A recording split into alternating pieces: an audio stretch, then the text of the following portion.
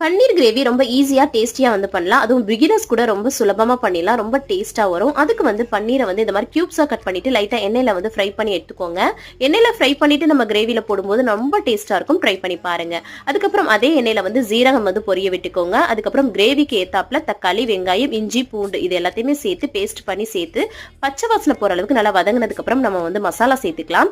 1/2 spoon அளவுக்கு மல்லித்தூள், 1/2 spoon அளவுக்கு கரம் மசாலா, 1 ஸ்பூன் அளவுக்கு வெறும் மிளகாய் தூள், 1/4 டீஸ்பூன் அளவுக்கு மஞ்சள் தூள் சேர்த்து நல்லா மசாலா வாட போற அளவுக்கு நல்லா வதக்கி விட்டுக்கோங்க. அதுக்கப்புறம் தேவையான அளவு தண்ணி, தேவையான அளவு உப்பு போட்டுட்டு நல்லா மிக்ஸ் பண்ணி விட்டுட்டு நல்லா கொதிக்க விடுங்க. நல்லா இந்த மாதிரி எண்ணெய் பிரிஞ்சு வரையில நம்மளோட பன்னீரை வந்து சேர்த்துக்கலாம். அது கூட வந்து கொஞ்சம் கொத்தமல்லி தலையும் சேர்த்துக்கோங்க. இல்லைன்னா கசூர் மேத்தி இருந்தா கூட சேர்த்துக்கோங்க. ரொம்ப சூப்பரா இருக்கும். அவ்வளவுதான். இதெல்லாம் மிக்ஸ் பண்ணிட்டு ஒரு கொதி கொதிச்சாலே போதும்.